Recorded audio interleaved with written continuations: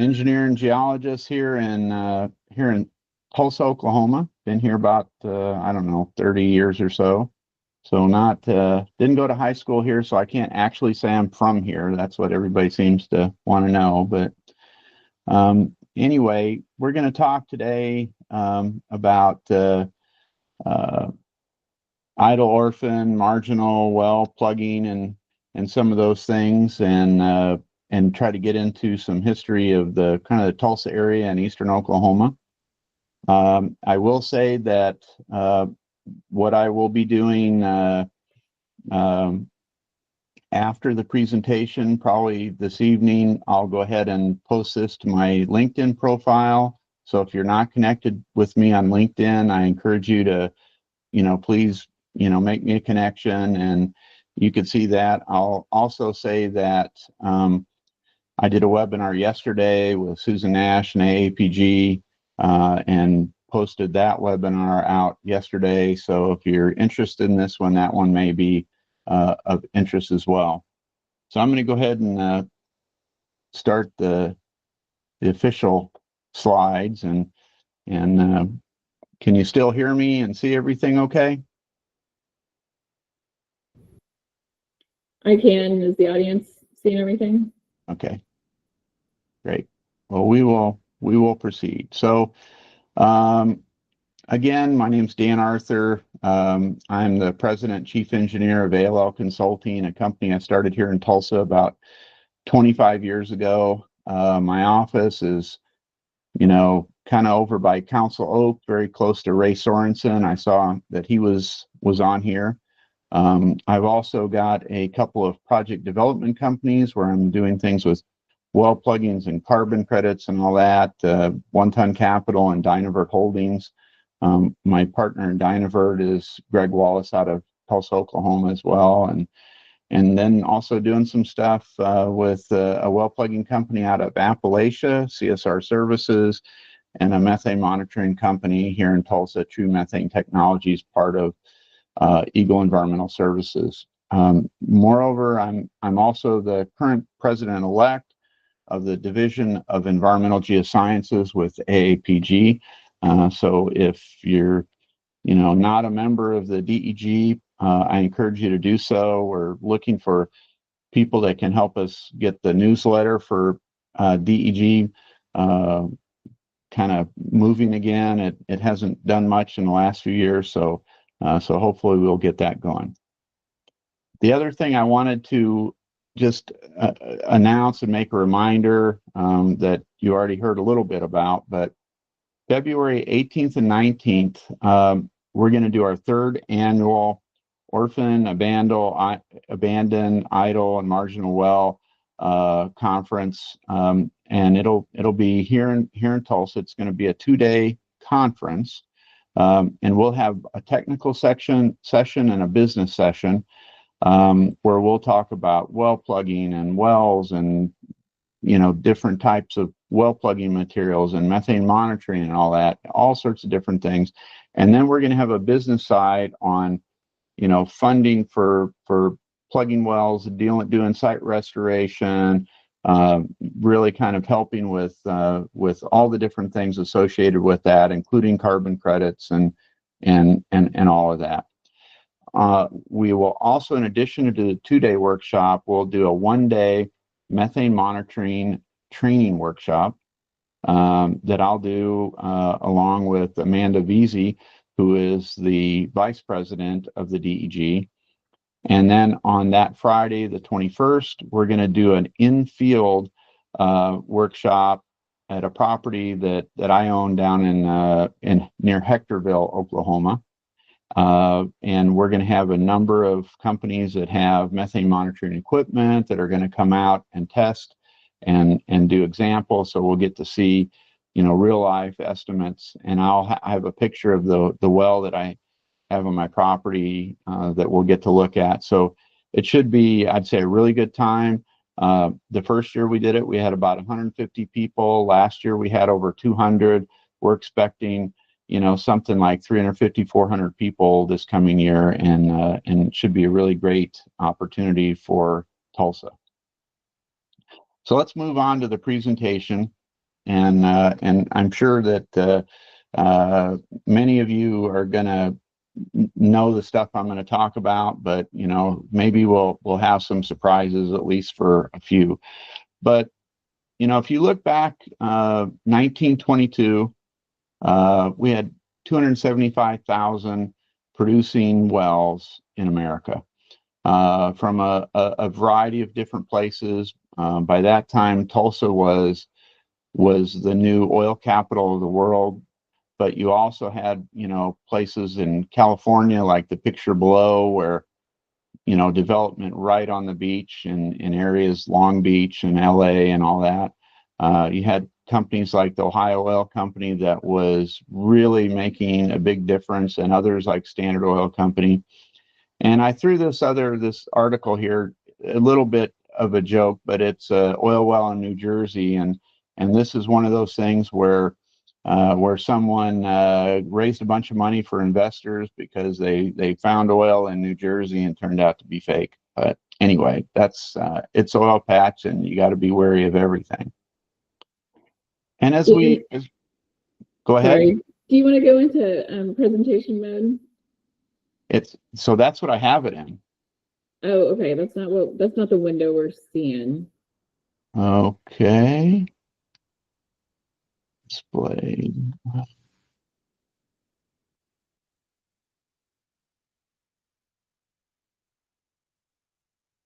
Do you see it now? No, we're seeing your slides, but not the presentation window. Well, the slides is all that I have. So I don't understand what you mean. It's not in presentation mode, the window that we're seeing. Oh, okay. So let me see if I can. Um,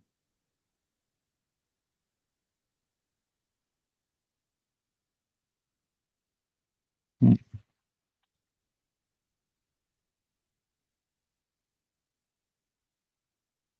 You might unshare and then just share again and pick the other window. okay.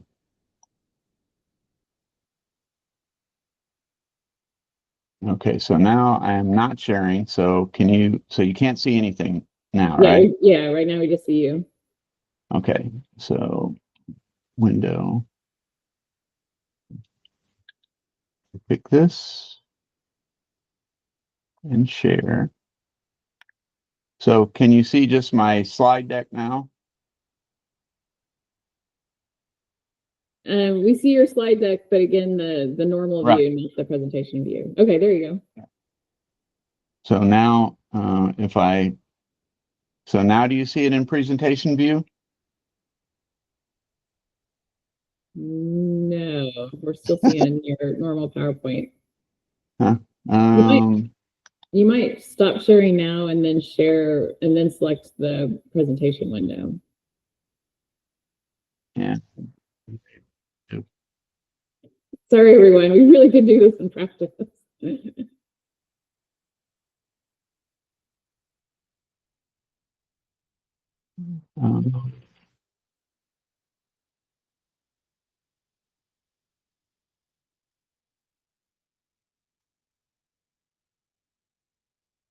Okay, one last time here. Does that work? That works. Yay! Yay, perfect. Thank you. You're on the title slide. All right.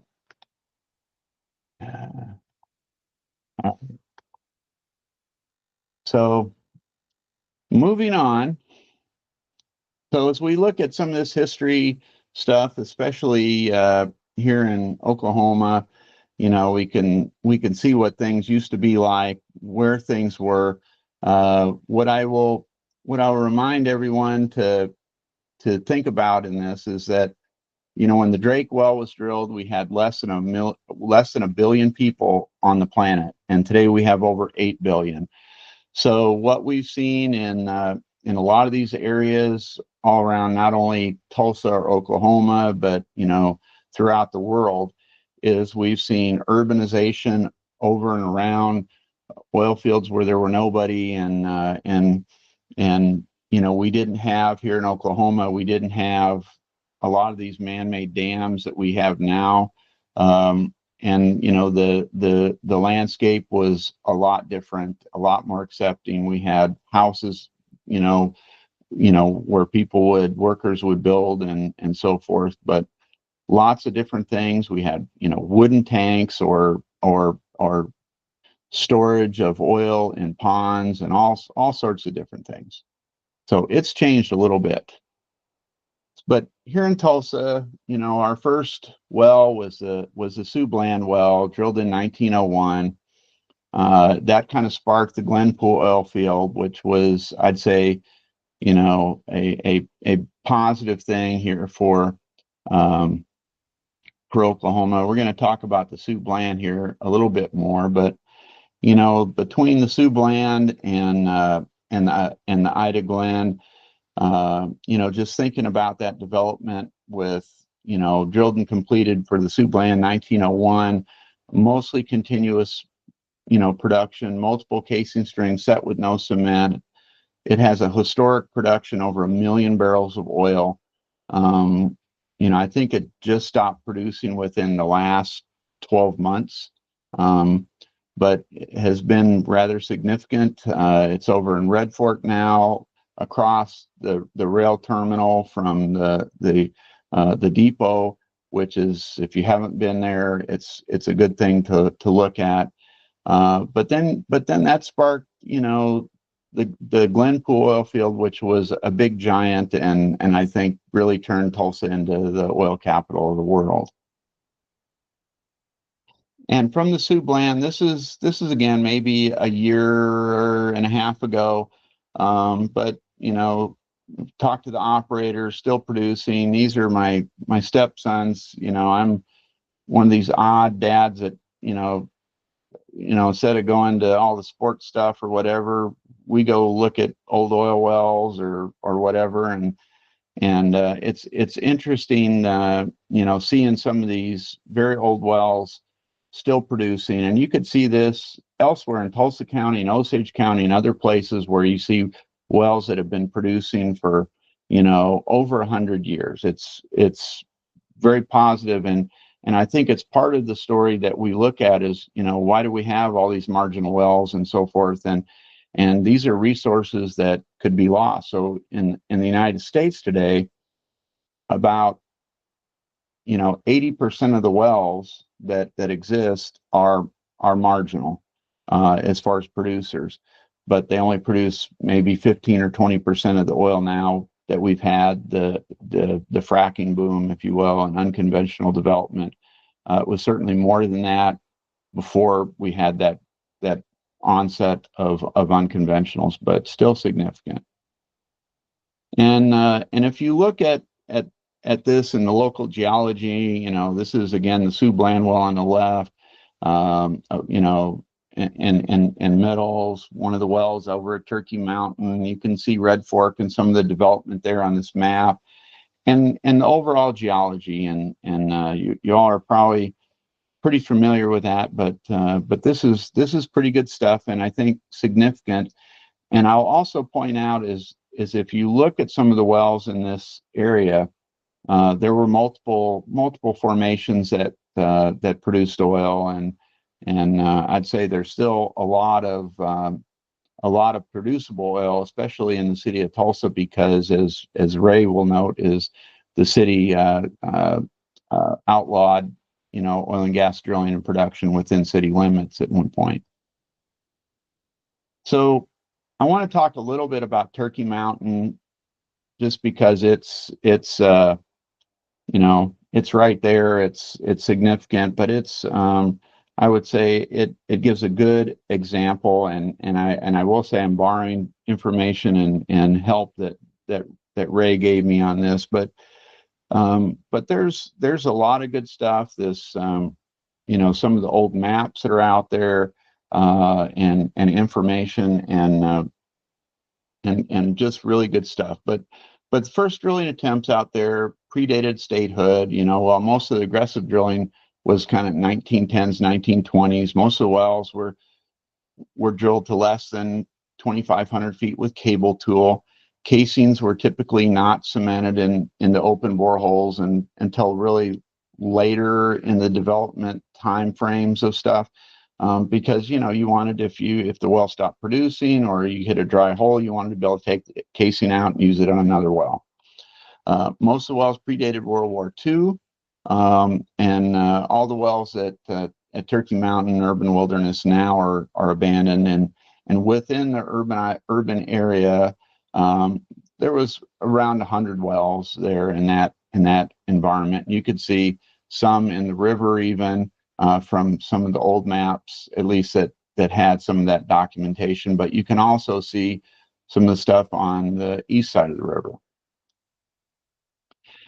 And just as an example of what I wanted to know, to be able to say, well, what's kind of the significance of this? And keep in mind, I'm doing a lot of things with well plugging and both for just well plugging to plug wells for operators and other things. But we're looking at a lot of this history. And these are three examples of wells. And I would say what is interesting when you look back is that a lot of the details in how we did things when we would drill wells, plug wells, are very different from a technology perspective than they are today. So oftentimes, we pulled casing, we didn't necessarily even plug wells with cement. And if you really think of what was happening, you'd have these wells that would be produced, they'd be pressure depleted. A guy, an oil man, would sit there and go, "Oh, the fluid level's down at 2,000 feet. I just fill it with brine or mud, or empty my drill pit in there, and drive a wooden plug at the top, or just bend the steel over, and it'll be fine." And we certainly look at things very differently today. But if you look at Turkey Mountain, this is an issue. And when they were really doing the urban wilderness, one of the things that I was disappointed in is if it had a plugging record, they considered the well plugged. But what we're going to see here in some of these examples for those same three wells, this is a Benjamin 3 of what it looked like, and what they did to plug it is they removed all the casings and filled the hole with mud. And on this second one, no annular cementing. So you had, a couple of casings that were set, and the well was simply noted that it had a cap put on it and left. So, and I'll say this is not uncommon. I've dealt with a lot of wells in areas like Osage or in other areas of eastern Oklahoma where just plugging with brine was a very common alternative, or even with a mud-laden fluid, which is essentially dumping your drill pit into the well.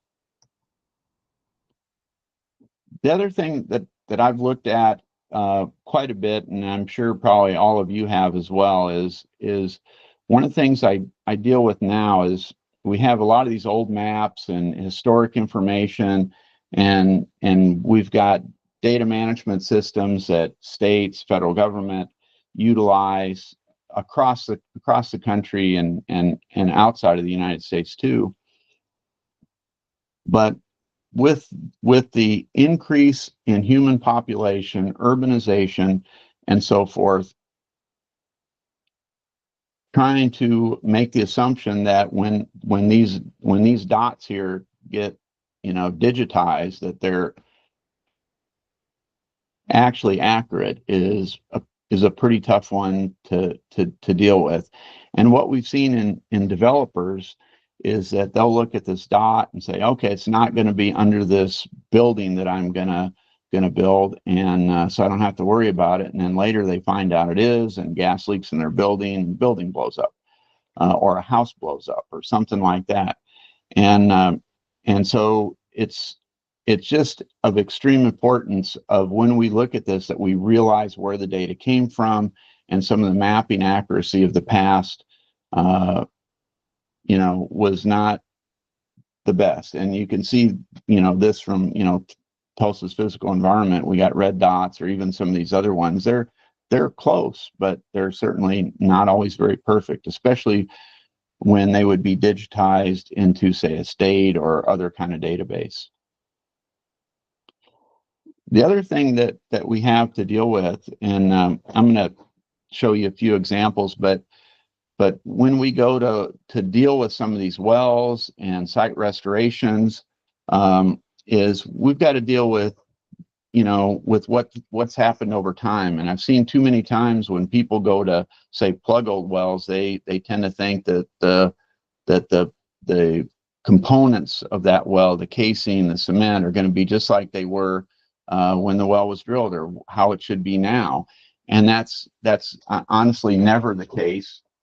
And I'm sure you guys have seen this, but or stuff like this. But hopefully you can see this. This is just a flow line that was in the Arkansas River that um,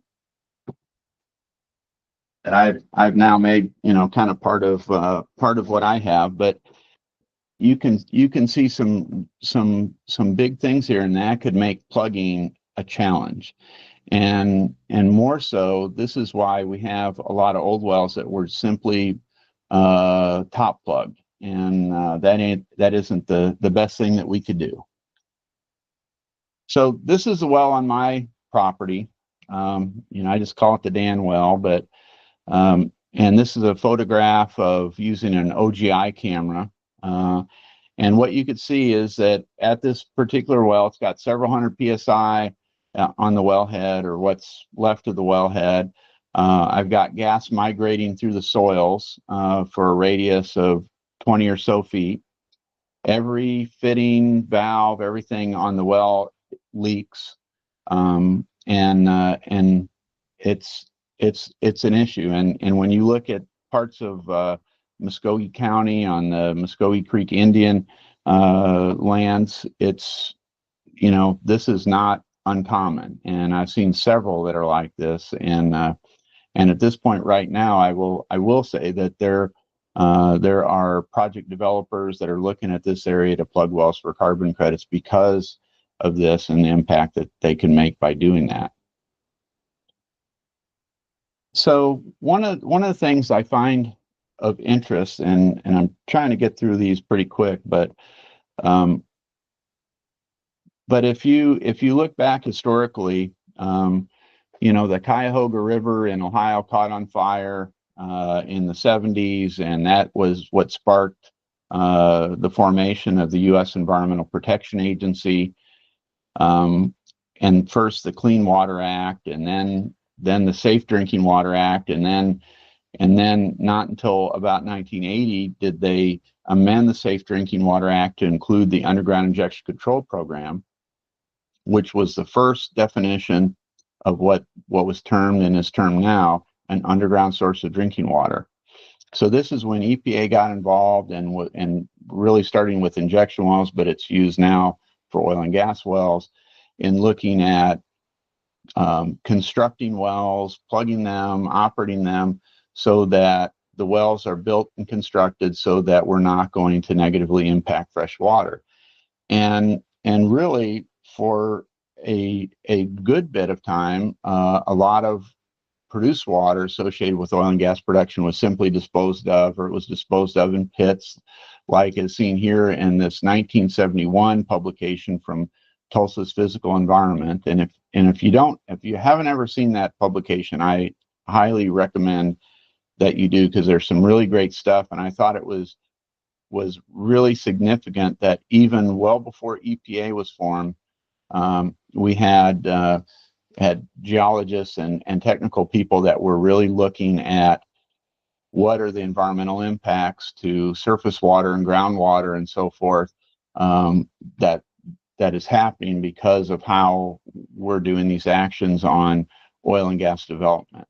And you can obviously list on the left, there's lots of potential impacts, and I thought that this was significant, and one of the references. I will also say, I'll go to this next one first, but as we look at Tulsa County and what it is, I'm going to do one more recommendation of what you should look at. I don't know if you guys have ever seen this book. I'm sure Ray has, but this was Tulsa's 75th anniversary, I guess, made in 1975, and there's great history available out there just in our little region on what's happened and how things came about and transpired. And it's just if you like exploring history, there's some great resources out there, and you can hit me up or Ray Sorensen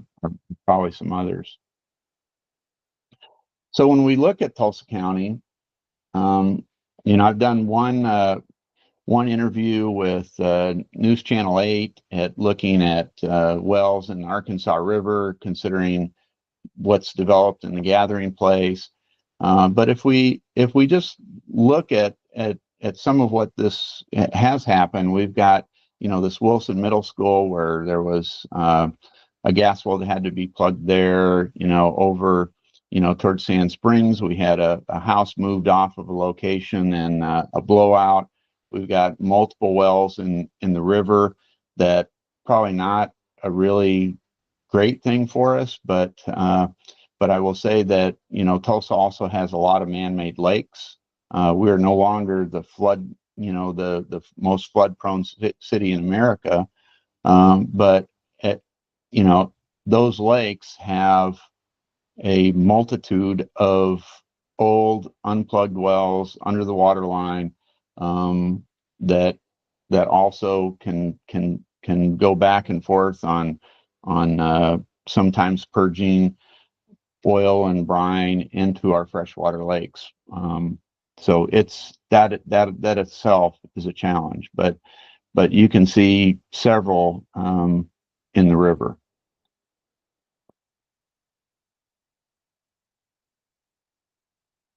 And so this is some photos from the Arkansas River. This is, most of these are kind of near the 71st Street Bridge.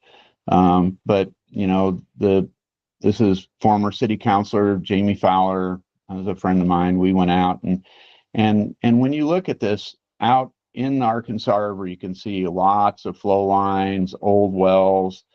Some of them are still purging oil. So this one where you can see my hand in there, this is a jar of oil and brine collected from that particular well.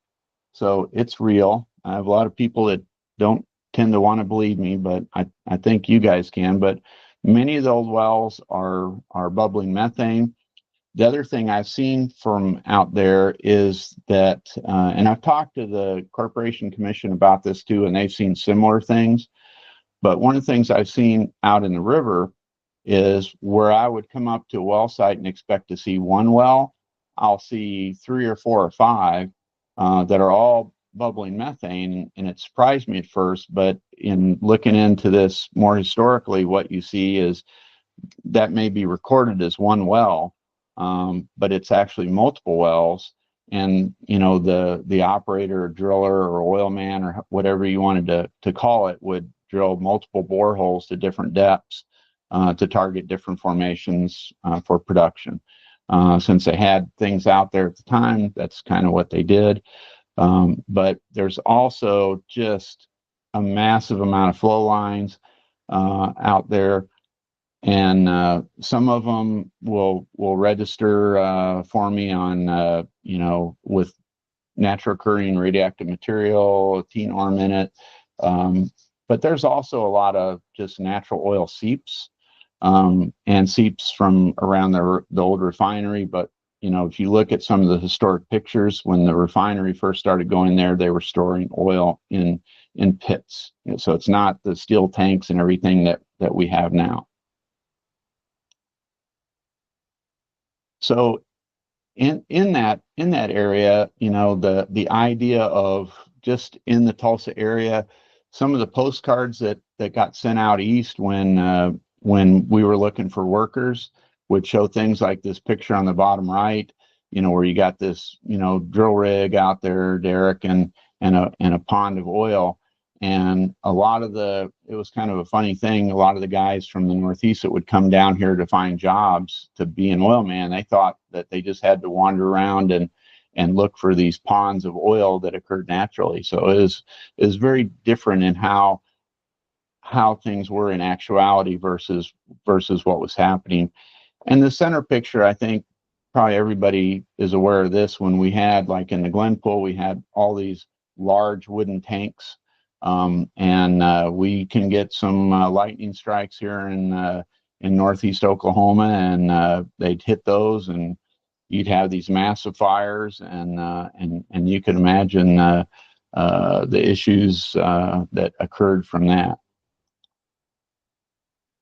The other thing I tell people is to expect the unexpected.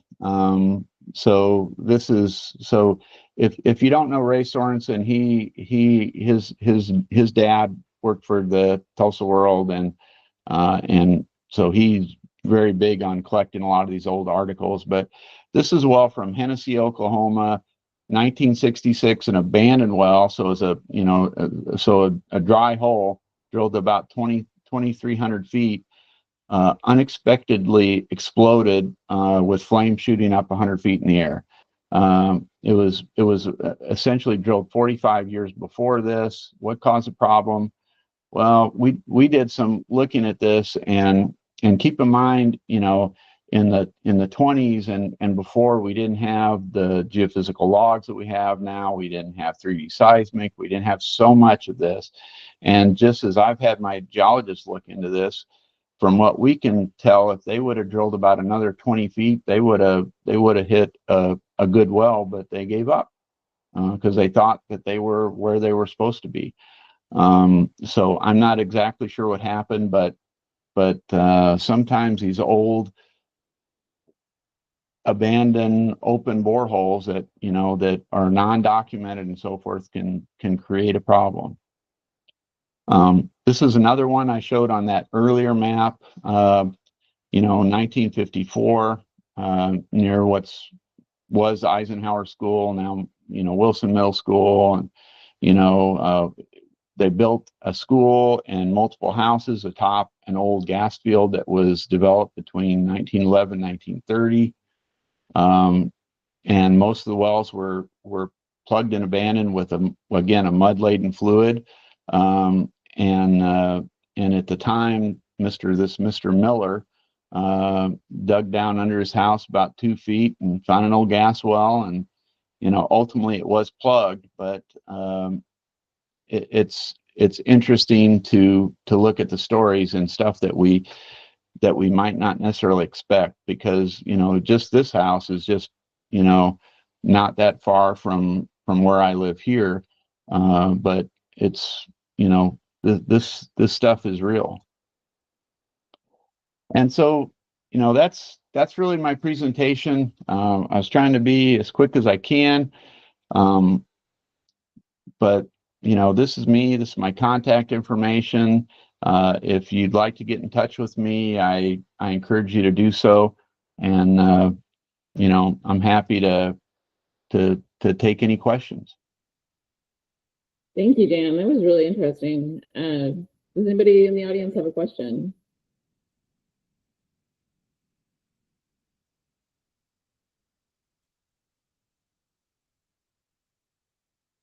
I think we've got everybody muted. You may need to unmute yourself, by the way.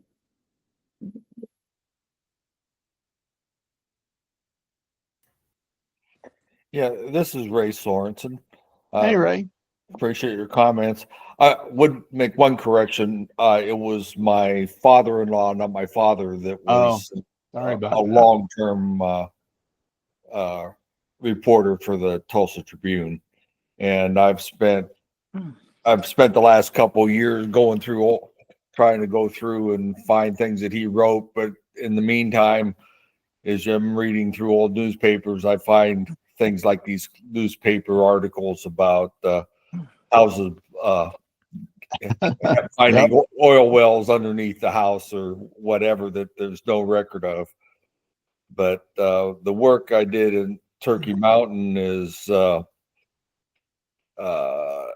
it's amazing how inaccurate the records are for wells that were drilled, particularly if they were prior to World War I or into the 1920s, because you really did not have regulatory oversight as far as record keeping or plugging requirements or anything else. If they're post World War II, you'll at least know where they are. But the problem with dealing with digital procedures as far as mapping or anything else, if you're, you know, those software products will maybe pretty accurate as far as modern wells that were drilled with regulatory oversight, but as far as the old ones, good luck.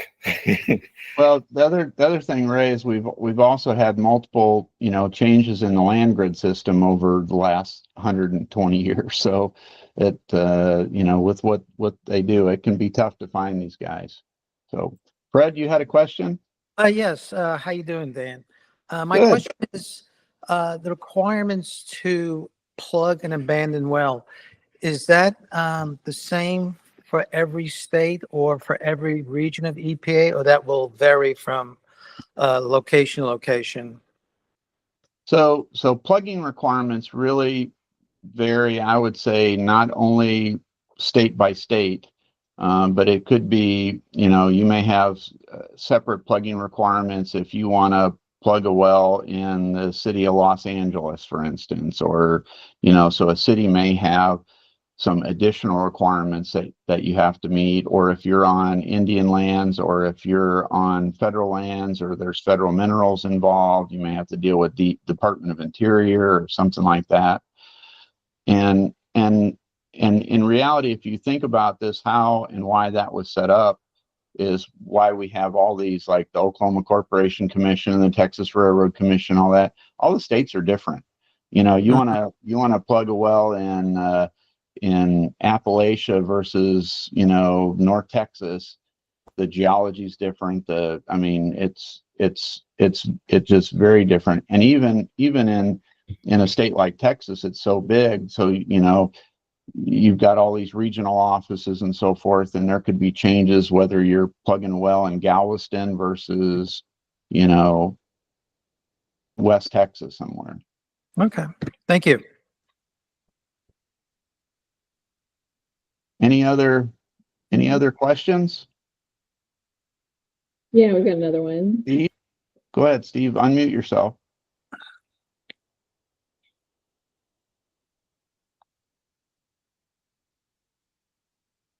Steve, you're mute. Oh, there you go. Okay. Thanks. Dan, I've enjoyed the presentations, both today's and yesterday's. Oh, thank you. And we haven't actually met in person, but we've communicated quite a bit off and on the last year or so. Yeah. So the well plugging varies by state. As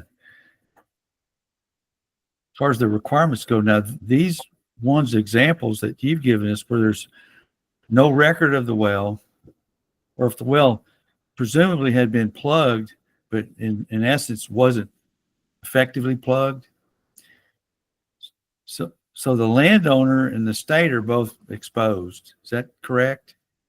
This is an interesting thing that you see. So we do, like, I have a consulting company. We'll do work for landowners and attorneys. I'm going out to this trial that I have out in LA that's in first 2 weeks in December about a replugging of a 1930s well. But the thing to think about this is, yes, there's exposures, because sometimes these wells can come back to life. You've heard, if you've been following LinkedIn, zombie wells. But it could be wells that, where the plugging requirements or the well construction requirements have changed so much that it's not necessarily that, like, even the examples I was showing you, these aren't like evil oil company guys. They were doing what the standard was then. They were doing what they thought was appropriate. There was, you think about it, API didn't exist until 1919. And the first, some of the first stuff that came out, and say that even before then, by the uh, the Bureau of Interior, what they were setting up on what they did was, at the time, you were trying to protect a state's resources, you know, and so you put surface casing in to keep fresh water from contaminating the oil zone, you know, and now we do it completely the other way around. We're trying to protect fresh water and groundwater and all that.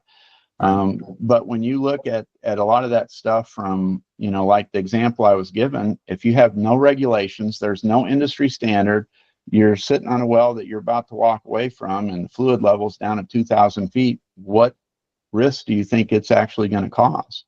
So, I mean, you know, I can put myself in the shoes back then and think that, okay, it's not a big issue, but that's part of why I wanted to show that one example of the 1966 well that just suddenly came alive.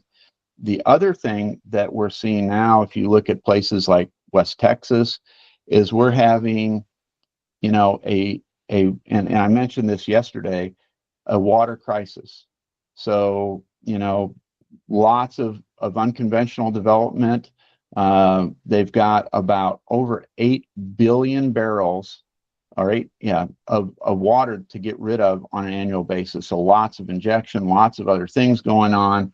New things happen over time with maybe installation of a water flood project or a CO2 injection project or a gas storage project or all sorts of other things. So, you know, that I think is forcing the rigors of how we handle well plugging and all that and bringing it to a new level. So I'm really happy about that with all the federal funding, the emphasis that's being placed on this, as well as the carbon market where people are looking at that and doing that. But also, I would say that in a big picture, we've seen more landowners getting more involved and bringing a lot of the stuff to attention of the various regulatory agencies. So it's a combined thing that's not really any different than what happened with the steel industry or what happened with so many other industries and other things. So when approaching a well that's okay, here's a well, it exists, and now we've measured there's some leakage, but there's absolutely no records on it. And the state would be who we'd normally look to is to tell us, okay, this is what we want you to do to plug it. How do you approach those where there's no information except what's on the surface? So And I may will or say may not be cased, right? I will tell you that that oftentimes you can find historical paper records in different places, and you know, DOE, DOI, there's a lot of work, you know, going on to try to scan a lot of those records. But you also can look, just like as a geologist or petroleum engineer, you can sometimes see what else was done in a particular area, what was common practices at the time to get an idea. But the big thing is, and I'll tell you from just, you know, plugging wells, is that every one of them's different, and you got to go dig in there and find out because, you know, like I take this with me places, you know, this is a well we plugged and this was in the well that we, you know, got out when we were going through the plugging, but you find wooden plugs, clothing, all kinds of stuff. So you got to get in there and figure out what it is, because maybe you don't know, and it could be, you know, a 800-foot well or a 3,000-foot well, and I'll tell you, on the other side of even that, I have a friend of mine. You know, this was in Northwest Ohio, where we had a landowner that had several wells, and he didn't report them to the state because at the present time it's his forest, and he didn't, you know, to get to him, you'd have to, you know, really negatively impact his view and all that. And we went and looked at two of the wells. They looked pretty good. We cleaned them out, put pumps in them. They were drilled in 1896, and they're producing 10 barrels of oil a day right now. Yeah, I used to laugh. There's this guy I knew, he was from Pennsylvania. He said that, yeah, back in the day, when somebody said it was time to plug a well, they'd go out and cut a tree down that was about the right diameter and shave off some of the bark and shove it in the hole. That more so than that, in 1922, there was an industry standard publication that came out for plugging wells, and the industry standard that was published was to use wooden plugs. That was yeah. I used to laugh about that because nowadays it's kill the well, run in there, set bridge plug, dump cement on top, squeeze anything else that you've had to before doing that, and then test the well and you're good. So that's nowadays, right? But well, it's more complicated than that, I'd say, but yeah. I mean, very simplified. Yeah. But approaching these projects, having to develop a P&A design and not really have any facts about the well. Yeah. And then on top of that, you mentioned yesterday the safety factor. Well, if it's releasing gas and its LEL limits exceeded, well, it's kind of scary just to even get over there and try and rig anything up on the site. Well, we've had like I said, the one that I'm dealing with out in California, people tried to get in that and it blew out and did a lot of stuff. But Fred, you had another question? Yes, I don't know how to quite state it because it's new to me. When it comes to plugging the well, is it also tied into carbon considerations or some kind of financial connections? It could be. So if you're plugging wells with like state or federal funds, you can't get carbon credits for that well. And I'll also say that that only some wells really will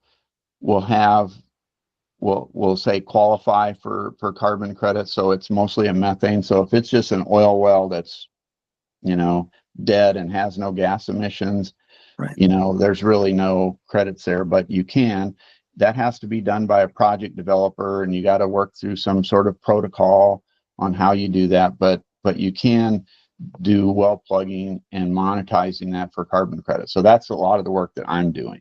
Okay, so on these carbon credits, can you just give me an idea of what type of money that we're talking about for a well? I know it's going to be a spectrum, and that's fine. If you tell me what the average well produces in America, I'll tell you what that is. Okay. It can be all over the place. So on some of the wells that you have worked on, what have been some of those carbon credits for those wells? So I would say that what's typical is that plugging a well can generate somewhere between 10,000 and 500,000 carbon credits. Wow. That can add up when you have lots of wells. Mm-hmm. Yeah, just to chime in, it's based on the leak rate, which has to be. Well, it depends on the protocol. So yeah, exactly. So, Susan, you had a question?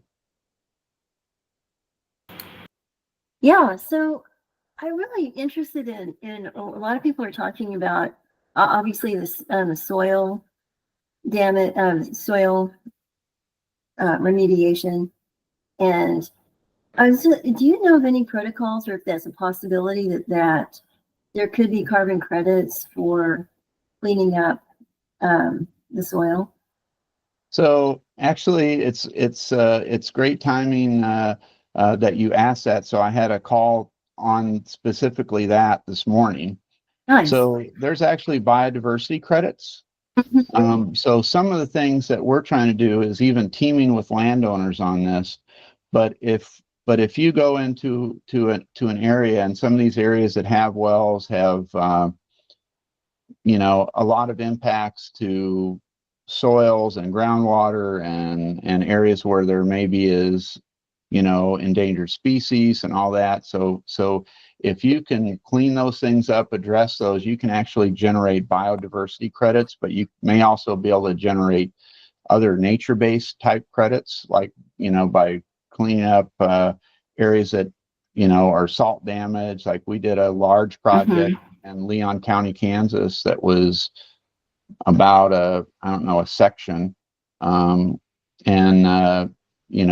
planted, all the different things, and but it took a long time to clean that up and do groundwater remediation. And we had both salt contaminated soils and oil, and old wooden tanks and a central pumping unit and all the different things that went on with that. So yes, you can, but I will just say this is those things are probably where the well plugging for carbon credits was 2 years ago.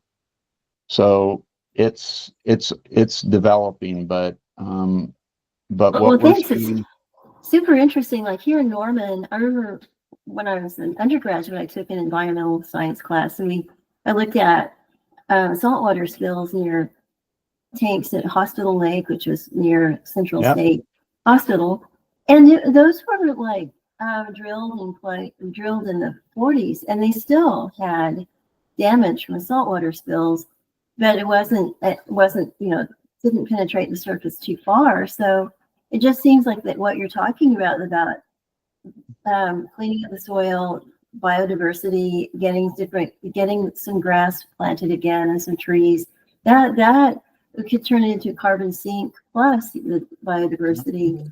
I mean, it's like, I'm so glad you're bringing it up. I mean, like your conversation and that it's in the works.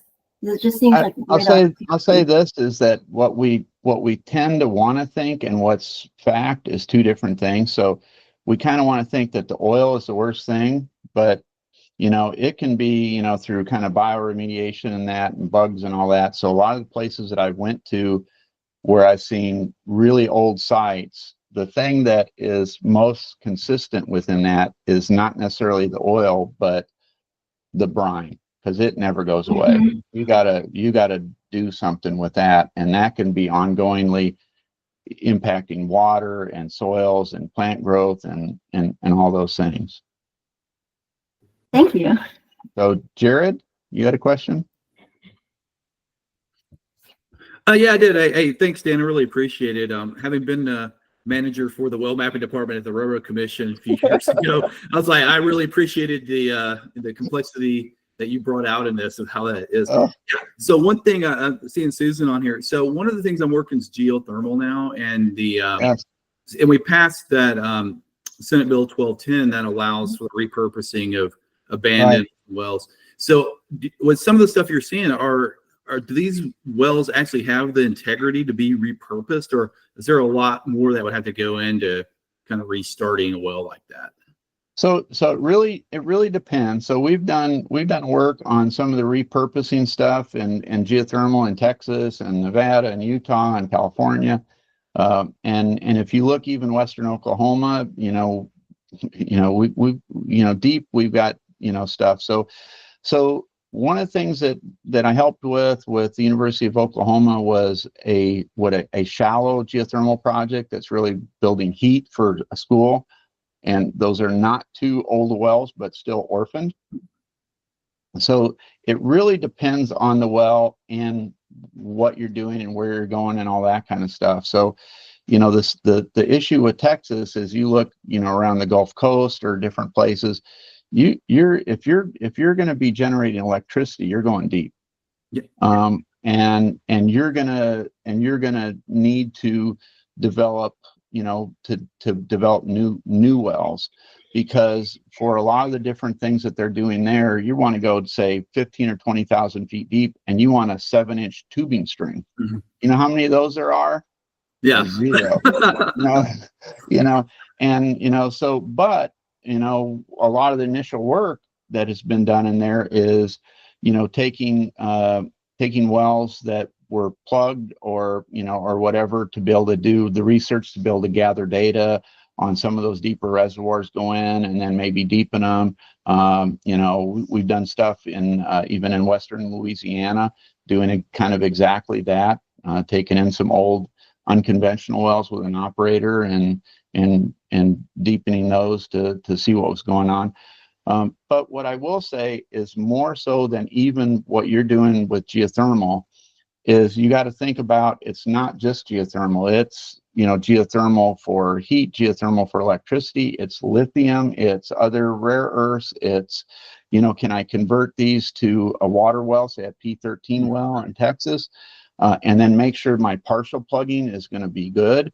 Can I convert these? Like the other thing I'm working on now is, so we see CO2 sequestration wells via class 6, or you could do a CO2 EOR project with class 2, or CO2 EOR or CO2 disposal via class 2 well if it was you're disposing of, say, CO2 produced with the gas.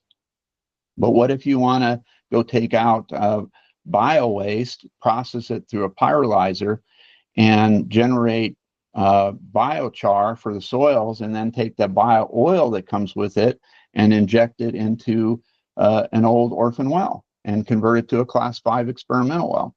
So there's a lot of those repurposing opportunities going on. And even within that said, we're working on projects now to take some of these old wells and look at developing plug wells out, develop a solar project, convert some of the wells into long-term battery storage.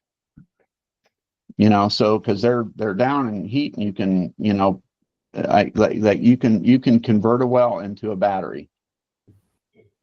So, I just say there's lots of options, and I get where you're coming from, because like I'm the guy who developed the risk-based data management system starting in '90 and did frac focus. So I mean, there's a lot of that, and that's what gets me exactly what you're saying. Is somebody goes up and they trust this. Well, the database from the state says that well is exactly right here. Well, you better go out there and confirm that, because even within all that, I'll say the other thing that I've run into a lot of times in the oil and gas industry is that, let's say, Jared, you go drill a well, you're an oil man, you go drill a well, but you don't have all the leases. So you go report it to the state, and Ray Sorensen, who's on the call, can confirm this. You drill a well in Sand Springs, and you say, no, I'm going to do my paperwork to show that it was in Tulsa. Because I don't want everybody to know. So I want to be able to get my leases in place and all that, so that because it's first come, first serve, and rule of capture and all that kind of stuff. So people lie. Tell me it isn't so. See, what do you mean by that, turning a well into a battery? Elaborate just a little bit. So if you've got solar projects, the sun's only shining in the daytime. Yeah. So you can take these wells, and based on on conversions, storing heat generated from the solar panel. So it's I would say akin to various kind of hydro projects, where they'll let water fall during the day, down, and then you pump it up at night, and that serves as kind of a battery. But there's all sorts of different batteries that are not lithium ion, that are more like bricks. So you heat them up, and they take that heat, and you repurpose them. Okay. So it's moving electricity. heat back and forth is the point. The fact Essentially. Oh, okay. I was thinking what the mechanism is. Yeah. Mm-hmm. Yeah. So if you go, there's a company that we work with. There's a few, but one of them is called Geo 2 Watts. And Okay. so there's a bunch of that out there. But one of the nice things about these old fields is, unlike, say, developing in a greenfield area, a lot of these fields have roads, they have infrastructure, they have power lines, a lot of stuff that you need, and then you can do microgrids. So microgrids is a very, very fast and upcoming and developing approach for energy. Okay, I got time for one more question if there's any more. So Otherwise, we also have one in the chat about sharing an example, economics for monetizing a well for carbon credit after methane measurements, and including the P&A costs. that sounds pretty detailed, but, Yeah, I would say that that's, if you want information on that, I would say, reach out to me, shoot me an email. I went into a lot of the carbon credit stuff yesterday, and that presentation is on my LinkedIn profile. I'll put this one out there, but if you want to get into dollars and cents and that kind of stuff, just, reach out to me and I'll share what I can. But, some of that is a little confidential. So, awesome. all right. Thanks, everybody. Thank you, Thanks, everyone. Dan. Thank you, Dan. That was a great talk and a great discussion afterwards. All right. Thanks. Take care. Thank you.